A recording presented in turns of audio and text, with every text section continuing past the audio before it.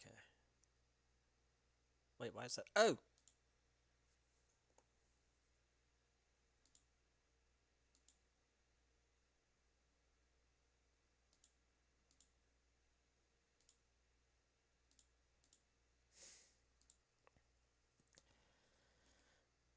G'day, mate. Okay.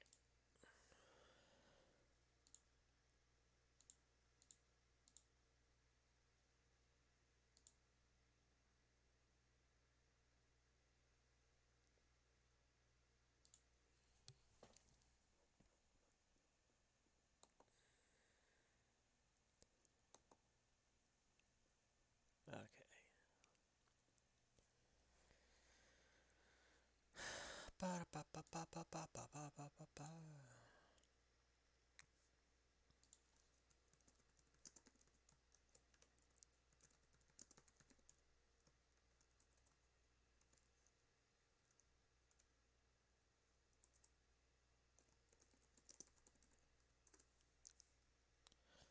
All right. Do, do, do.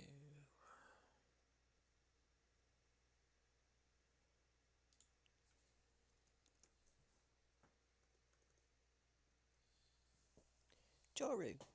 Yeah.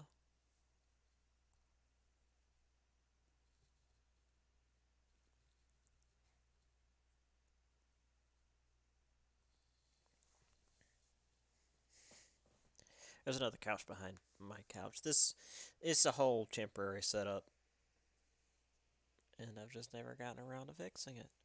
Um, so we've got a lot to cover, not a ton of time. So we're gonna jump right into it.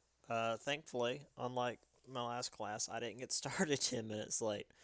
So I don't have to rush quite as much. But I know if I kick back and take my time, we'll be running out of time at the end. So,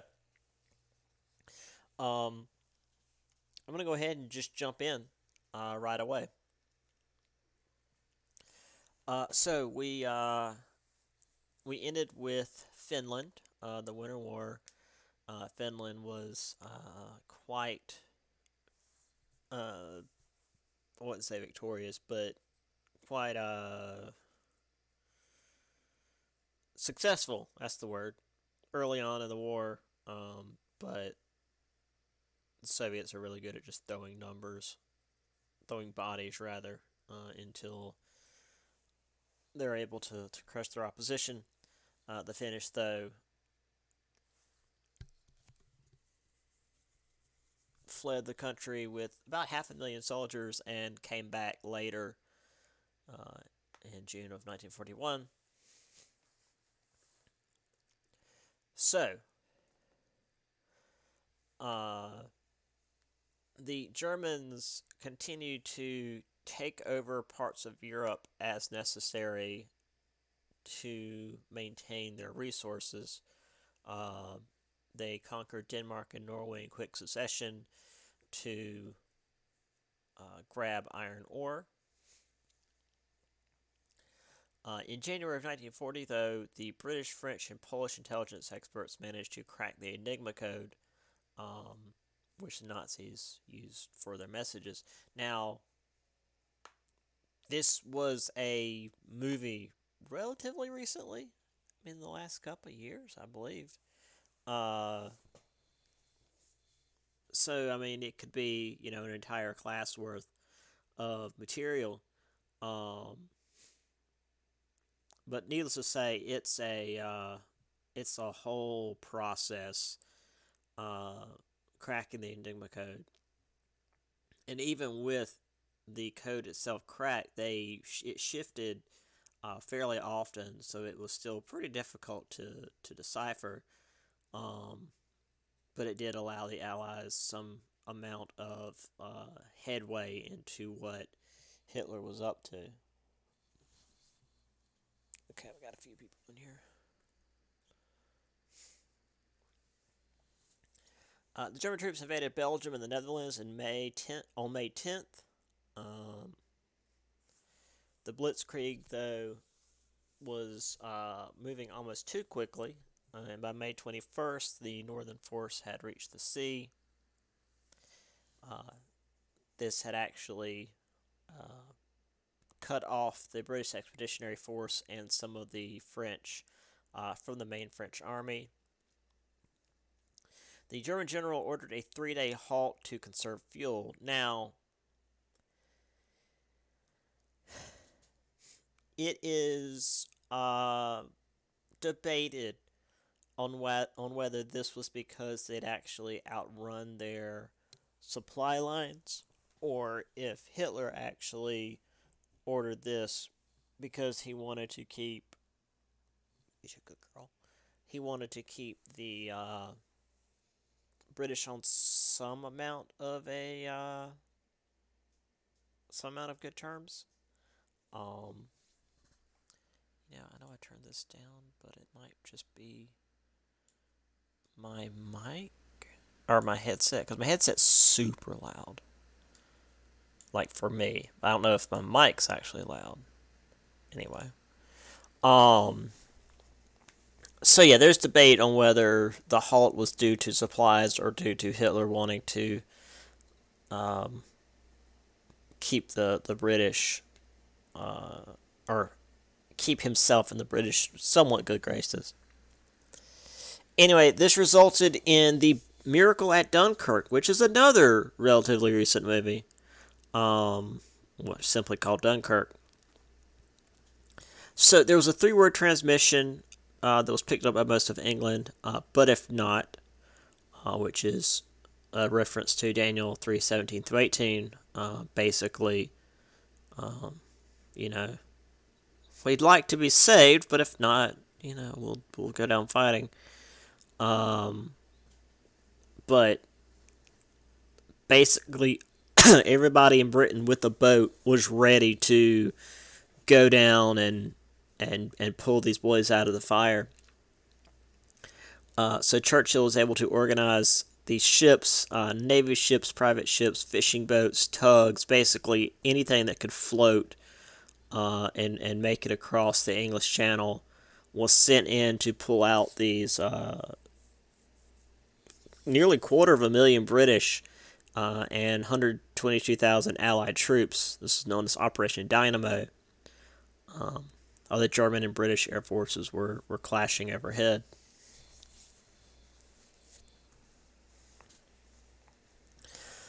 France surrendered on June 18th, although there was a government in exile that was set up in northern Africa, and a collaborative Vichy France was set up in northern France under Philippe Pétain.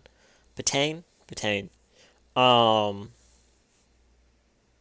So this Vichy France was basically just a puppet state that was under German control, but made to look like, oh no, France still has a government. It just happens to agree with us now.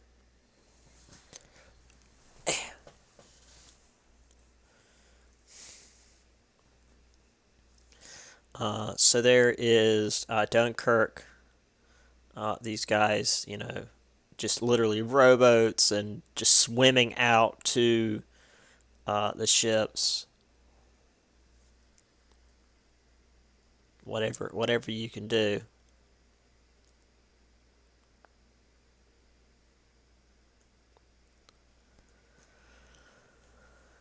So by this point, all of Europe was either under Nazi control or sympathetic to the Nazi cause, because Spain wasn't technically under Nazi control, but due to Nazi aid in the Spanish Civil War, they were very much on the Nazi side. Maybe not, helping in the war, but they were sympathetic and not gonna fight against them. Now, of course, an amphibious invasion will be impossible because you can't invade Britain by sea. That just doesn't happen. So he used the Air Force, the Luftwaffe, to try and bomb the British into submission. So beginning in August, the Luftwaffe began hitting military and then civilian targets almost daily. Then by the 25th, the RAF began hitting back thanks to the Enigma machine and later the radar. The radar was a major invention during this time. Well, not necessarily invention, it has sort of been a thing, but they were able to continue the development to the point that it could be used to detect airplanes and such.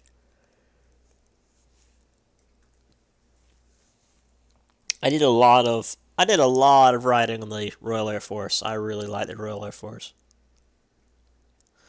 By October, Hitler was giving up entirely on invasion, but was still using bombers and eventually the V-1 flying bombs or buzz bombs and V-2 rockets to hit British cities. The buzz bombs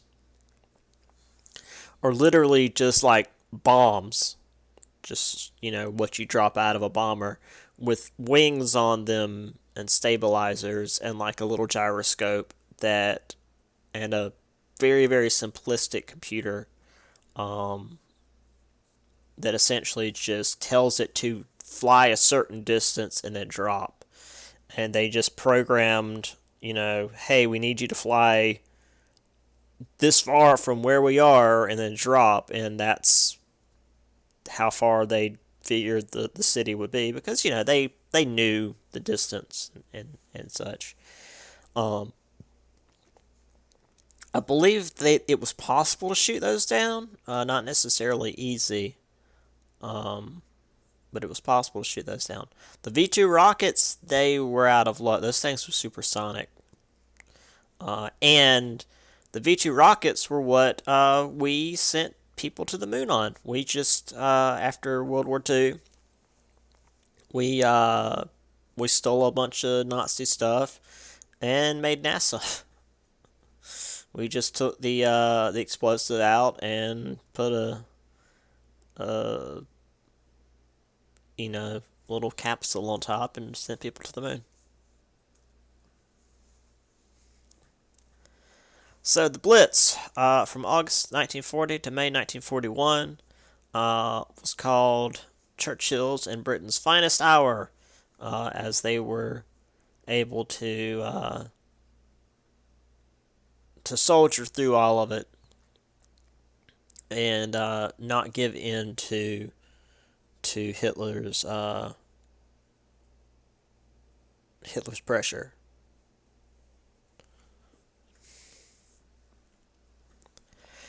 Franklin Roosevelt also had a Lend-Lease program to keep the British supplied while technically not being part of the war.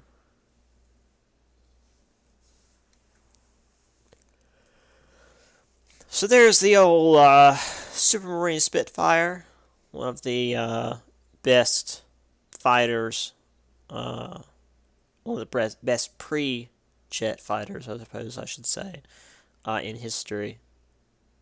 It's really, really good.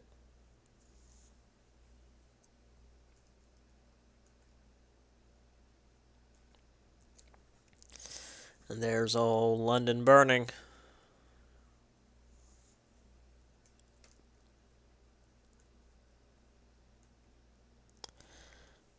St. Paul's Cathedral. Now, it was, I believe Hitler specifically said to not, there were certain landmarks he said to not hit, but this particular picture of the cathedral visible with all the smoke around it is quite an iconic piece.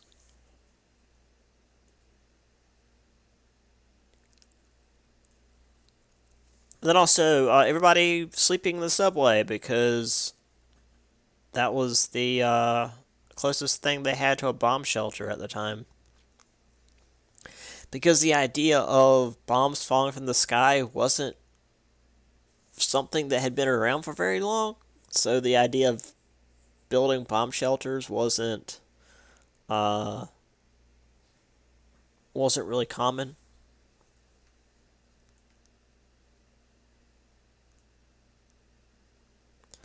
And there's some of the remains. Some Kids sitting outside their house.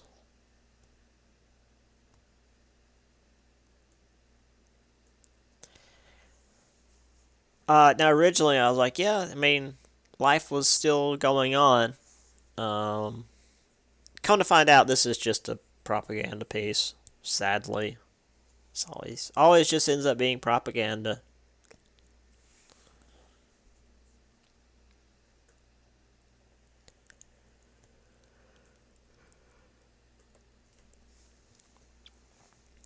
So, down the Mediterranean, Hitler basically rolling over the rest of Europe, had Mussolini decide, well, if he can do all that, I can surely take over the Mediterranean. So he decided to try to invade Egypt and Greece in the fall of 1940, while Hitler was planning to try and take over the USSR. Um, Italian forces were forced to retreat by a much smaller British force in Egypt, and Greek resistance wiped out Italian forces in Greece, obviously. So Hitler had to go down there and pull Mussolini out of the fire. Erwin Rommel, known as the Desert Fox, kept things tied up in northern Africa and eventually in Egypt by 1942.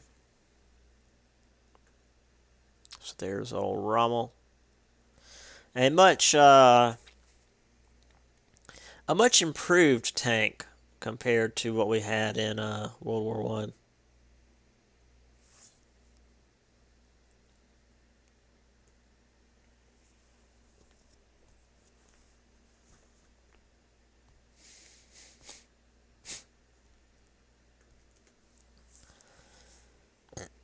Excuse me. So to get down to Greece, the Germans had to go through the Balkans. Bulgaria and Yugoslavia were happy to join the Axis powers, but there was a coup in Yugoslavia. Um, we'll talk about that in a moment. But long story short, Yugoslavia and Greece were eventually occupied. They allowed for starvation in Greece. Hitler and Mussolini didn't bother to feed the citizens um, after they invaded. So in Yugoslavia, the resistance to the Nazis resulted in brutal civil war among the ethnic groups. The Serbs and the Croats couldn't cooperate. The Nazis supported a fascist Croatian group, the Ustasha. Ustasha, yeah.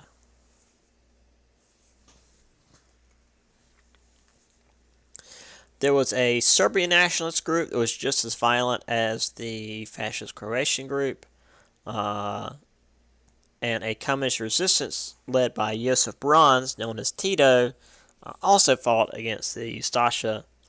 And then Tito eventually managed to liberate Yugoslavia by 1945. We'll talk about him a little bit later as well.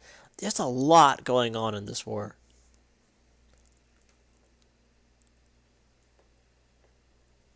So there's the children starving in Greece.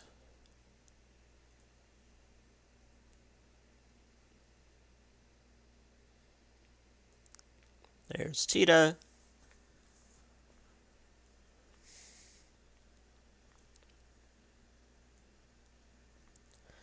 Over in Japan, they were spreading throughout the Pacific.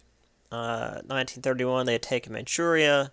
1937, they had taken the Chinese capital of Nanking, killing several 100,000 civilians.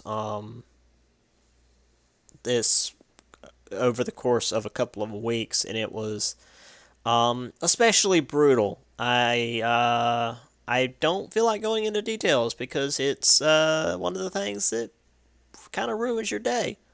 Um, but it's the sort of thing that like they tried to take out of Japanese history books about a decade or two ago because like the nationalist government at the time felt like it was a distraction from I don't know, it's a bunch of nonsense and like there was a lot of pushback against it. because they felt like it was erasing a part of their history that, while it was really, really awful, is something they shouldn't forget. But I mean, hey, it's something that other countries do all the time. Um, there was an uneasy alliance between the Chinese nationalists and the Chinese communists to fight the Japanese. The European colonies were next. Indochina fell by the summer of 1940. And then, of course, December 7th, 1941, the Japanese hit Pearl Harbor, which got the United States into the war. And it wasn't until the Battle of Midway in June of 1942 that Japanese expansion finally was turned back. Now, the preemptive strike on Pearl Harbor, excuse me, was due to their dwindling oil supplies, which had been an issue for quite some time. The United States had cut off oil trade with Japan for several years, so they figured that they might as well do what they could while they could and knock out the biggest threat in the area. But it didn't quite work out.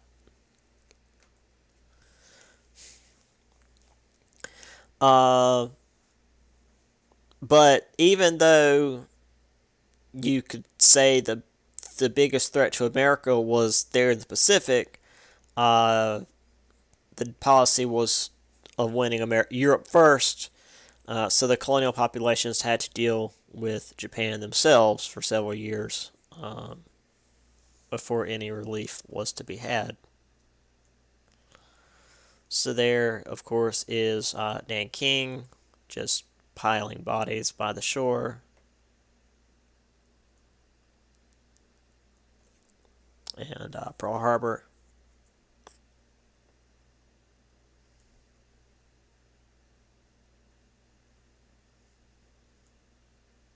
And Midway.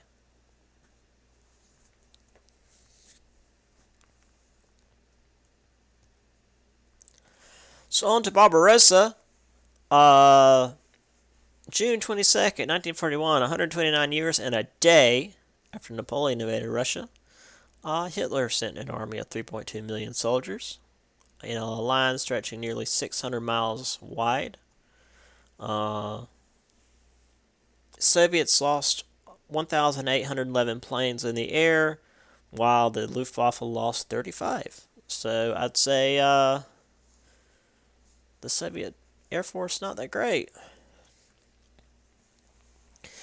This actually stunned Stalin to such a degree that he just sort of wandered around. I mean, he was literally in a state of shock and would not respond to anything. So it was left up to other Soviet officials to handle things. They started moving entire munition and industrial factories east.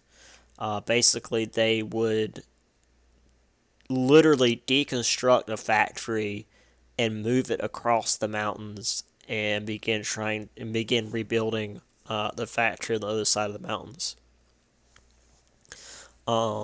Which was only possible because the government owned all the factories and could just immediately organize it and say, hey, move all your shit across the mountains.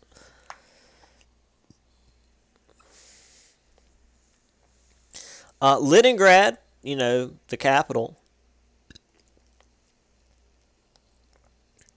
was besieged for 872 days, which is like 2.5 years almost.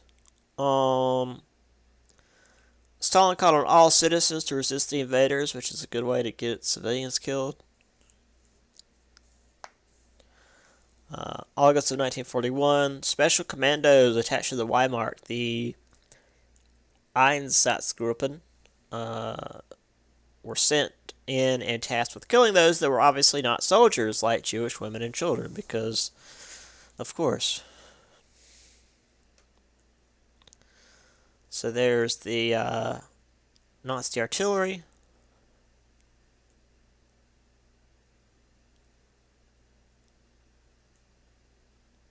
There's the invasion corridor. I mean, literally from the Black Sea to the Baltic Sea, just the entire section there, and it's got pockets of Russian troops that were completely just cut off and surrounded because the Blitzkrieg moved so fast uh, that they were just suddenly cut off from everywhere else.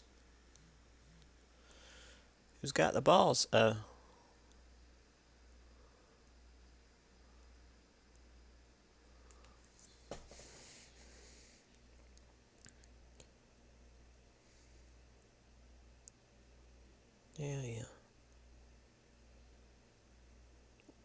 Do.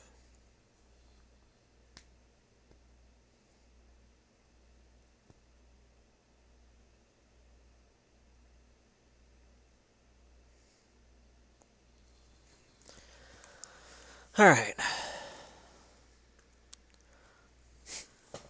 So, invading the Soviet Union would require lots of food and resources. Therefore, the Nazis crafted a hunger plan. Basically, 30 million Soviets had to starve so that the German troops could be fed because, of course. Hitler declared that the Geneva Conventions did not apply to the Russians because that would just make things easier for Hitler. 3.3 million Russian prisoners were captured before 1941. 600,000 were labeled Bolsheviks and just shot right out. The rest starved, froze, or were worked to death. By January of 1942, 2.25 million were dead.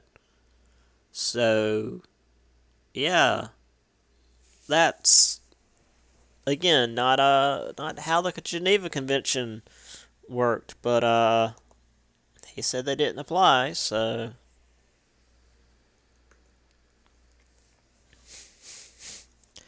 by winter of 1941, the German troops went south to Stalingrad. Both sides poured more and more troops in, even as the city itself was being leveled, and this would become the turning point of the war. This was also the year that the final solution began. We'll talk about that a bit in a bit as well. So there's some of the remains of Stalingrad. This may be a model. The more I look at it.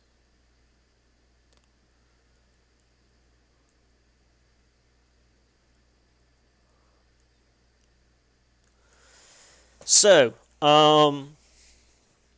the Jews have been systematically pushed out of their homes. They were forced into ghettos, starved, often shot by the SS. This invasion of Russia put several million more Jews into Hitler's regime. So this was the point that the full-on extermination of the Jewish race, which later became known as the Holocaust, truly began. So around the time of Operation Barbarossa, the T4 program was discontinued in Germany. If you recall, the T4 program was the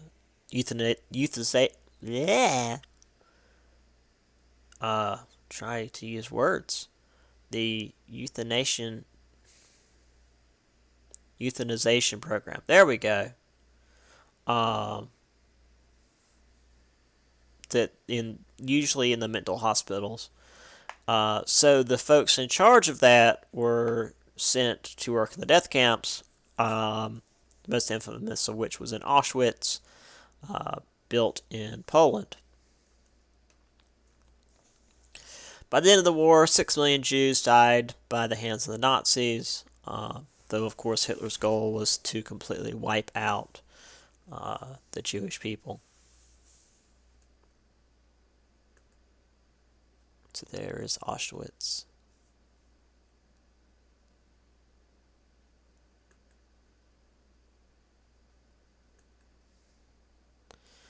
There's another camp that had been liberated by Allied troops, and the bodies that they discovered there.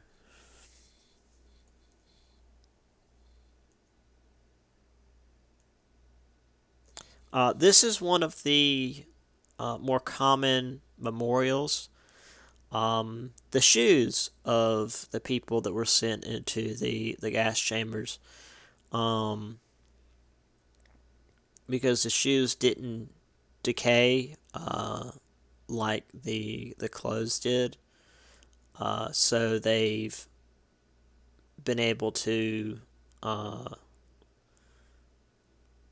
be used as a sort of mute testimony to the the number of people that were killed.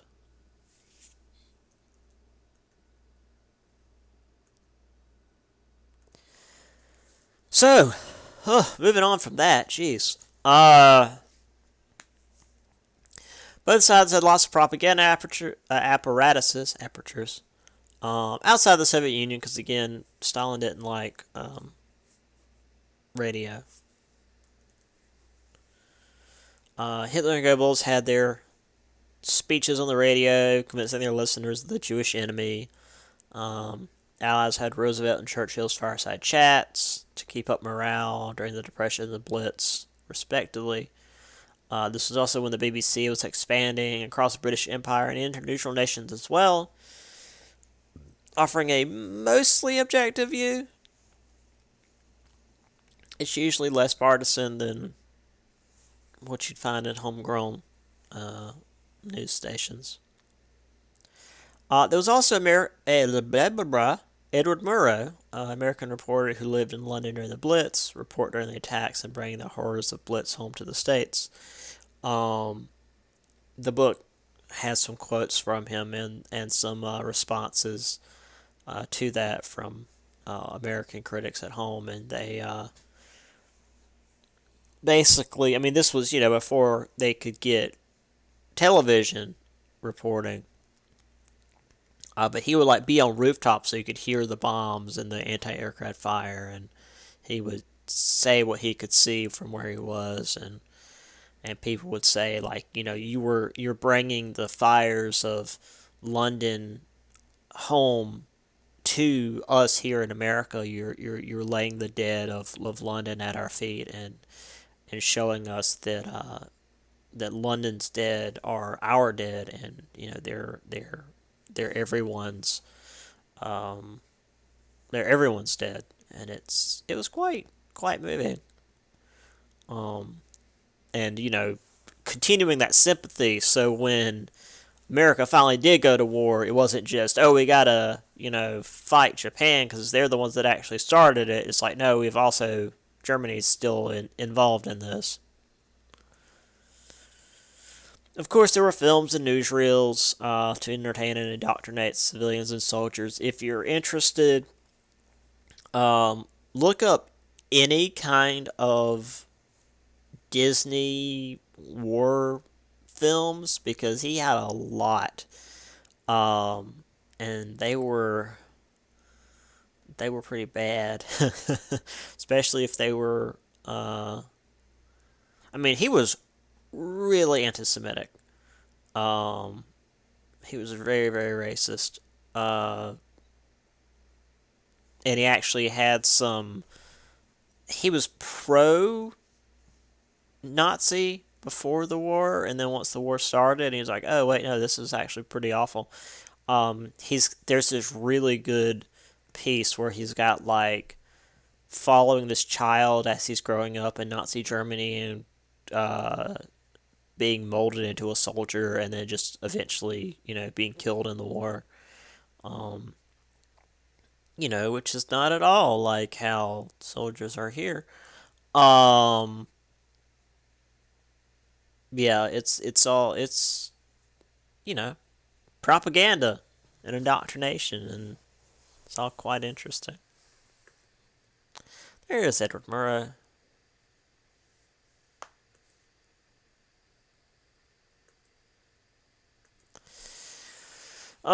More depressing shit. because concentration camps, there was no morality there. Um, some German scientists, like Dr. Josef Mengele, used the prison populations as lab rats, or as he called them, rabbits. Um, human testing. I don't want to go too much into that because it's really awful.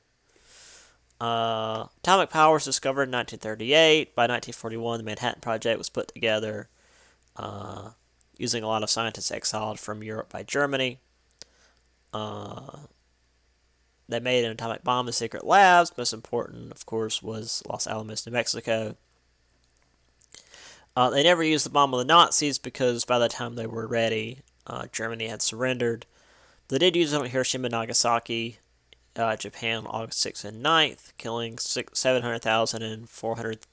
Wow! 70,000 and 40,000 people immediately, and thousands more died from their wounds or radiation.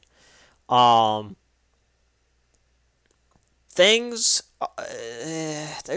to be said about the atomic bombs, and especially the Cold War that came after, and just nuclear weapons in general. But we don't have time, and that's like an entire separate class. Or like, there's a ton of more material in this book, and even if I wasn't running out of time, I don't feel like I'd have been able to get to that. Because there is like a Cold War section, but I don't know. That's the whole thing. Anyway, there was also a technique that mass-produced penicillin, which is great. So yay for positive things. So there's Hiroshima and Nagasaki. Yeah.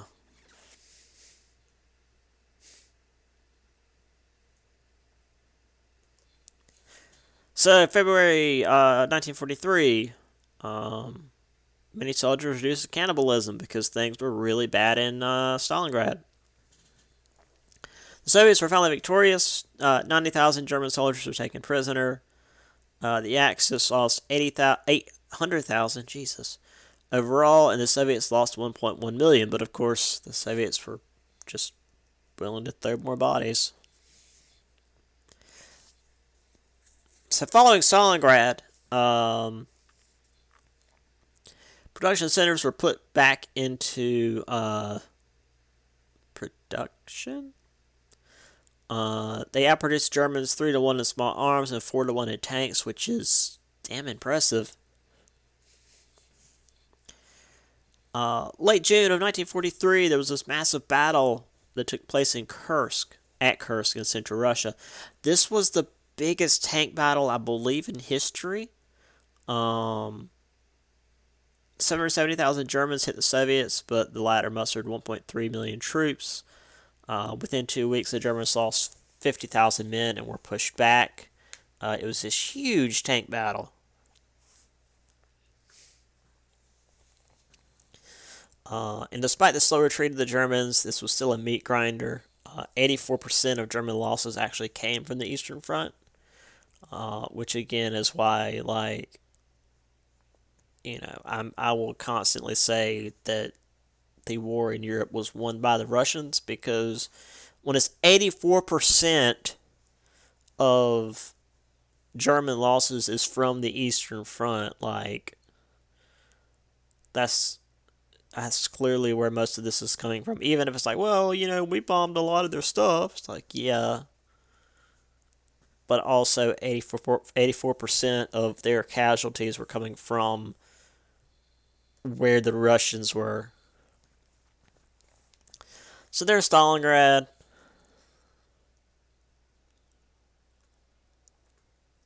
There's Kursk. I'd hate to be one of the guys on the ground.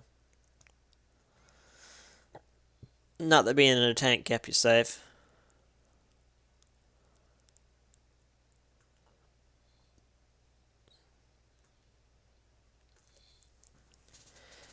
So, Rommel was keeping things secure in northern Africa, but by late 1942, the British General Bernard Montgomery began pushing things back. By late June of 43, British and American forces pushed the Germans and Italians out of Africa. They managed to invade Italy, but stalled the mountainous terrain of the north. Il Duce, Mussolini, was kicked out and imprisoned, but the Axis powers got him out and set him up in northern Italy again. June 6, 1944 was D-Day, largest amphibious invasion in history. This was in northern France. Paris was liberated by August 25th. December 1944, though, the Germans hit the Allies at the Battle of the Bulge, this huge counteroffensive, and delayed the invasion of German territory until March of 1945. Now, D-Day in fiction, well, not fiction, well, in media, I should say, is shown as being this huge, battle crawling up the beach, uh, bombs going off, machine gun nest, all that. There were like, I want to say 8 different beaches, something like that. And I want to say only 2 of them were especially well defended. And those are the ones we always focus on because that's the most exciting. Saving Private Ryan, all the World War II video games that start with D-Day. Because obviously, if you start and they roll up on the beach and it's lightly defended or not defended at all, and you just roll up there and you're done, that's not as exciting. But it mostly went like what you're seeing here. They rolled up on the beach. They might have, hit with some artillery from the ships, and they landed largely unopposed, because they used a lot of counterintelligence to shift German focus away from the beaches.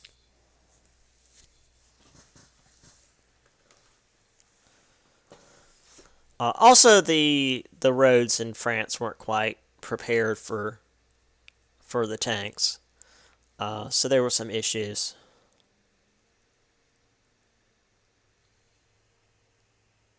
What was that? It's weird. Okay, well, whatever.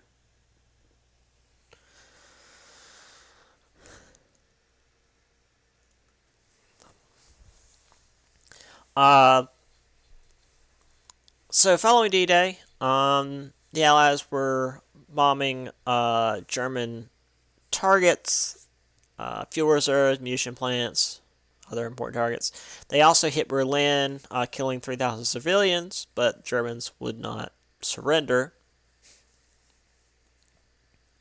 So finally, a number of Allied air commanders wanted to bring the war to the German people, as the Germans had done to London. So February 13th, 1945, 2,600 tons of incendiary bombs, these are bombs with napalm, dropped on Dresden.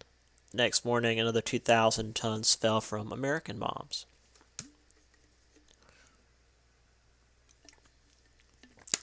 Bombers, rather. Between 25,000 and 40,000 people died, many of them refugees fleeing the Soviets. There are some details, actually, right here in the book. Page. What page is that? 791. And actually, it ends with the question: should the firebombing of Dresden be considered a war crime? Because they're all civilians.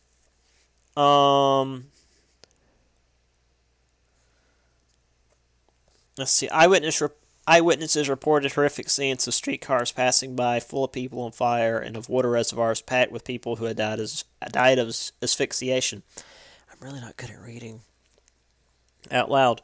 From some of the debris poked arms, heads, legs, and shattered skulls. The static water tanks were filled up to the top with dead human beings, with large pieces of masonry lying on top of that again.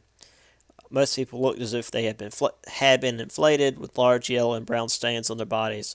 People whose clothes were still glowing. So yeah, this was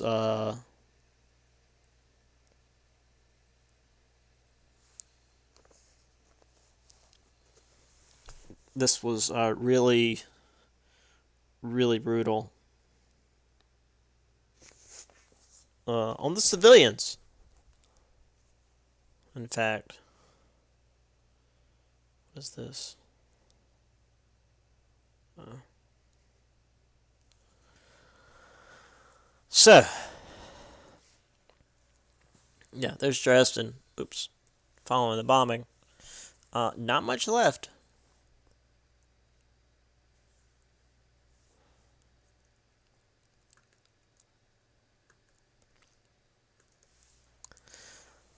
So after the Battle of Kursk, the Soviets began pushing west into German territory.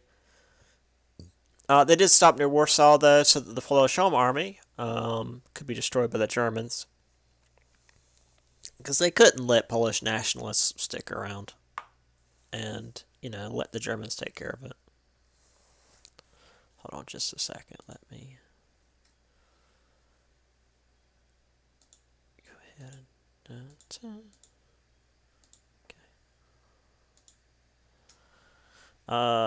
Mussolini was captured and hanged by Italian partisans on April 28th.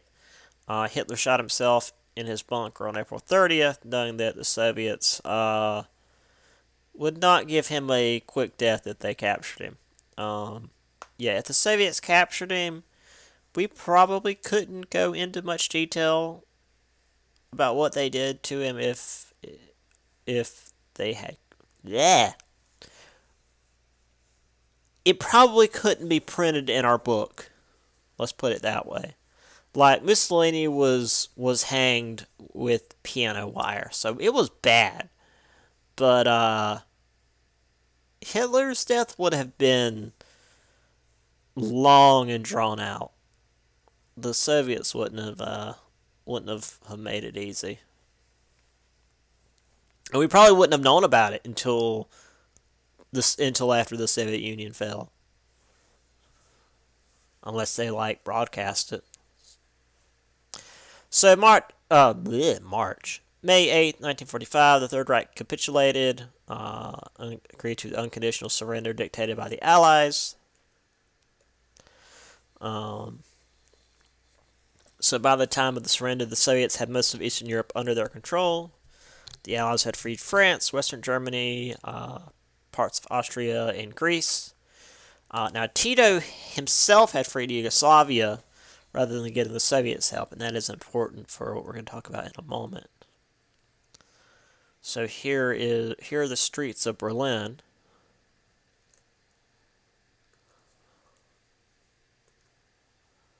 And that is putting the Soviet flag up on the Reichstag. Now, I'm going to take a quick detour here. Now, again, I mentioned that the Soviets, to me, basically won the war in Europe. And, people are like, oh, well, that's un-American. Rah, rah, rah.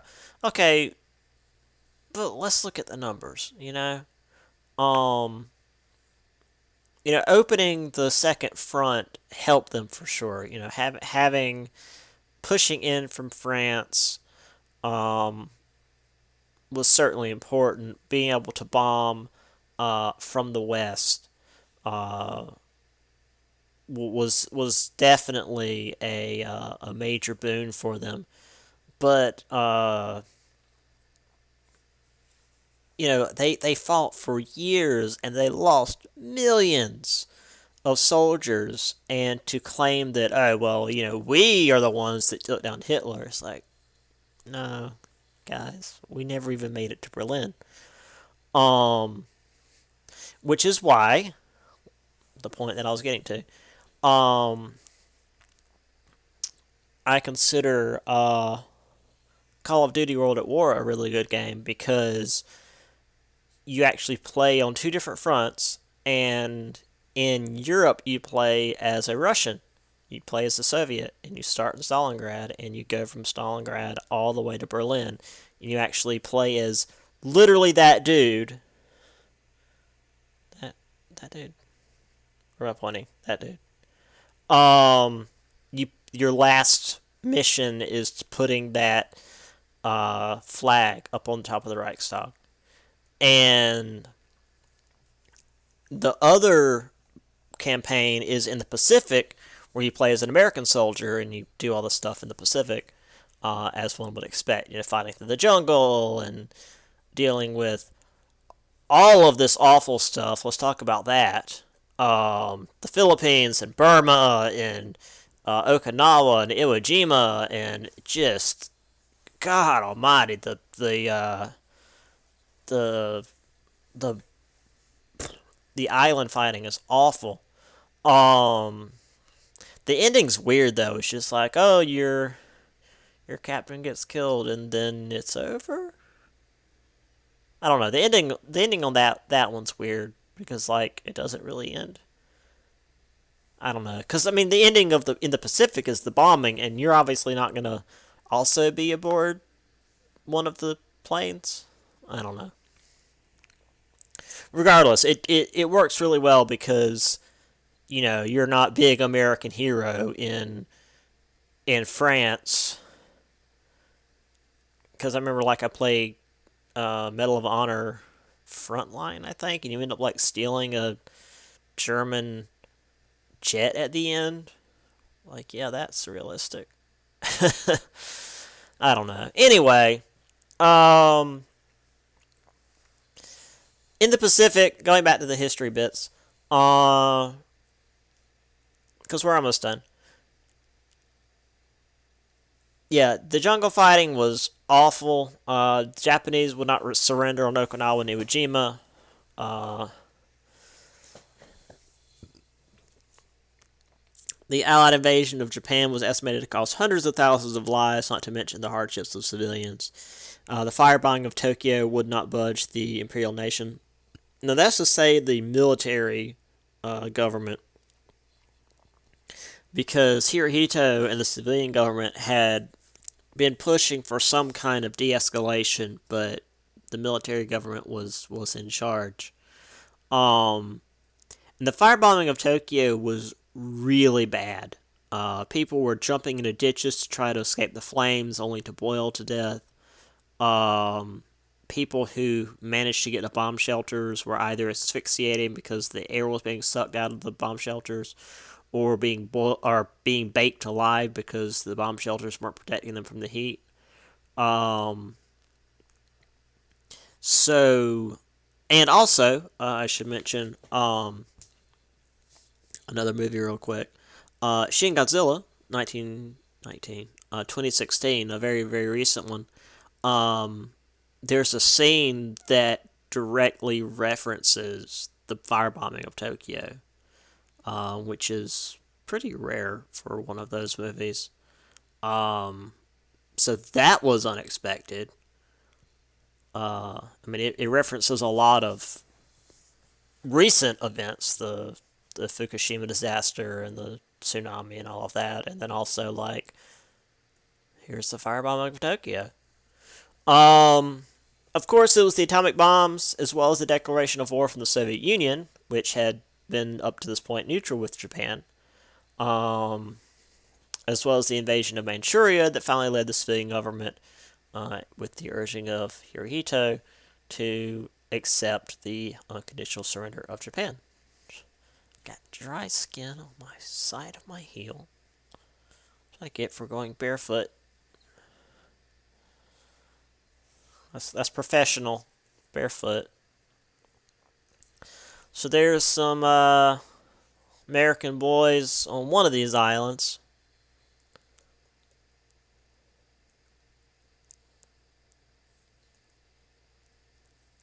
So, the war's over, but, well, no, actually, at this point, the war wasn't over yet. Even as early as 43, after Kursk, the big three were deciding what they would do, where to open the second front, whether to help the partisans, and what to do after the war. Stalin was like, hey, let's just grab 50,000 random Germans and shoot them. This would be a collective punishment. And I imagine Stalin and Roosevelt and Churchill were like, maybe we don't do that. February of 1945, the Yalta Conference had Stalin agreeing to join the United Nations, which was created at the beginning of 1945. But he was already showing what kind of monster he was by executing Polish officers who had been fighting the Nazis, and 10,000 Russian soldiers who had been fighting in Europe, because they had been corrupted by capitalism. So it was something like that. Like, because they had been in Europe so long, they were corrupted by the Western influence.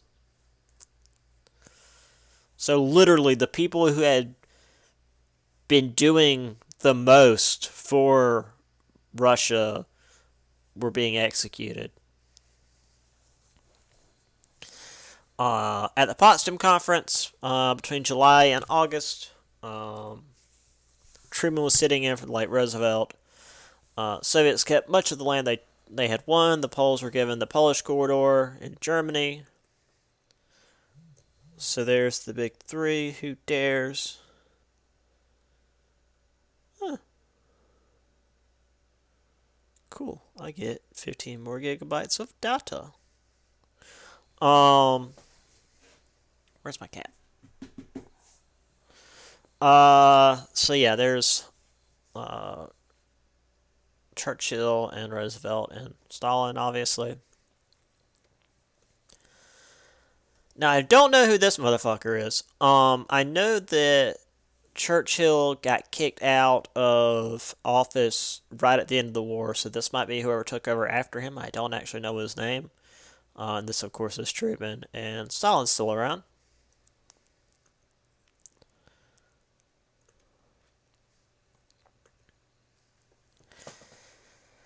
It took a while to deal with the crimes of the war, especially after they discovered the concentration camps.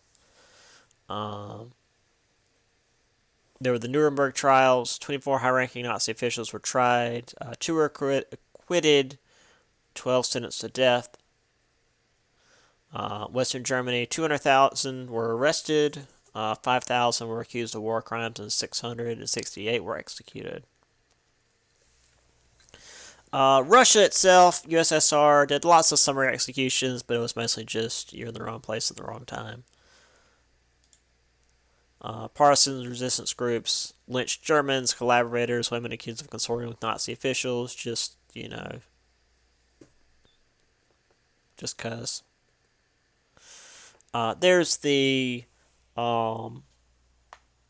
Nuremberg trials. You've got your UN soldiers there in the back.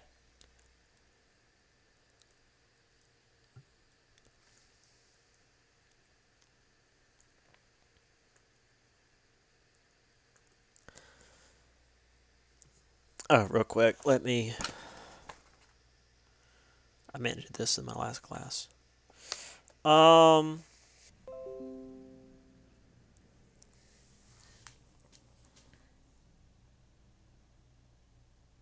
My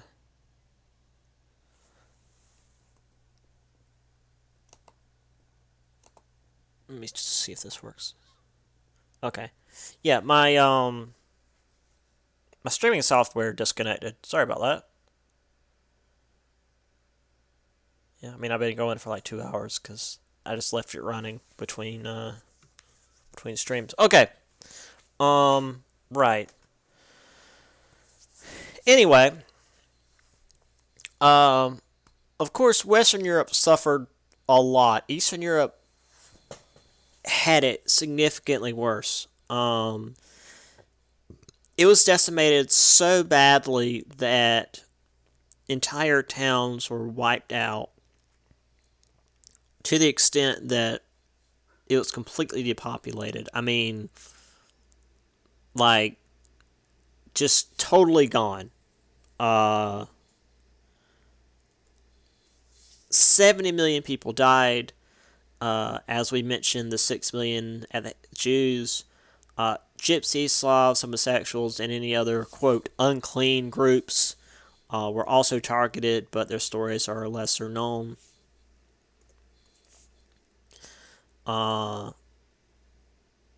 this destruction of entire ways of life, homes, factories, schools, churches, basically civilization itself, um, left deep scars as the Cold War began to set in. So here we have what was left of Europe uh, as the war ended and the Cold War began. It's split right down the middle. Ireland staying out of NATO because they don't have anything to do with the UK.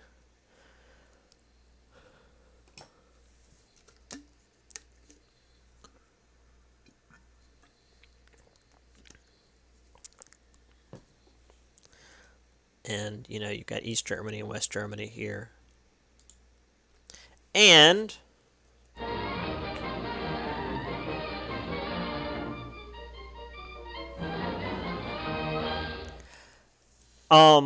I found this in the recycle bin in at the last college I taught at. I literally went in and I was getting ready to teach class, and I was there a little bit early. If you can believe it, I've been awful this semester. I apologize. Um, but I was there a little bit early, and I was like, "There's something in the recycle bin," and I'm just decided to be nosy, which is weird for me.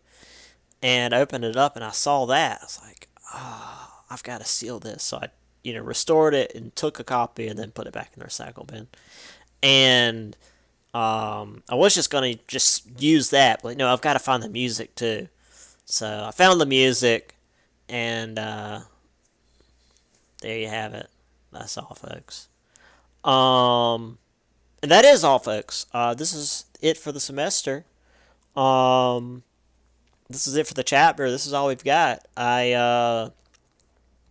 Had we not had a worldwide pandemic, um, and had an extra day, I would show you guys my favorite documentary ever, which is, I mean, I guess it's a documentary. It's it's it's called The Atomic Cafe. If you want to find it, it should be on YouTube. If it's not, it's online somewhere.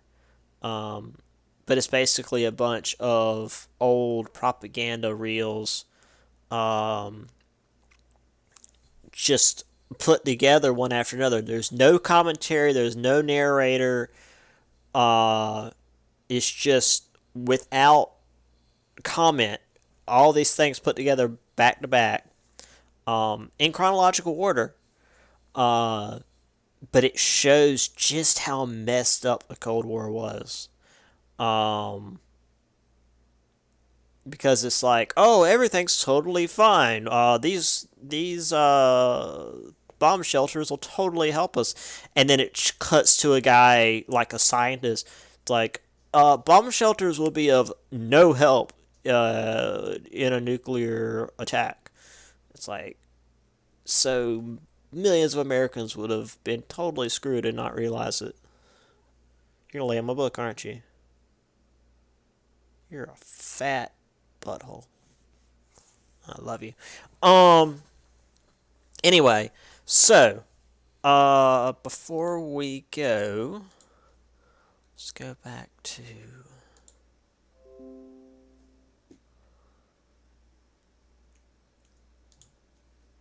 All right. So, um, test 3 and paper 2 due on the 27th, next Monday. Get them to me this weekend. That'd be even better, just because I can print them out at work and grade them. I can grade them on Monday too. That's not a problem. It's just I won't print them out because I don't have a printer here that works. Um, uh, Next Tuesday, the 28th, I will either be doing something here, some kind of game or something. Now that I'm thinking about it, I might just reinstall Call of Duty World at War and just do that. um, and have my other computer up for comments or well, questions. If you guys have anything you want to ask, because normally we would have the college open, university open for you guys to come in and ask questions if you have them. But obviously that's not going to be a thing. What else? Oh, okay. For the exam, which I'm going to put together this weekend, it's going to be the same as these other tests. I'm going to put it on Blackboard next Wednesday, the 29th, because that's when exams start. And exams end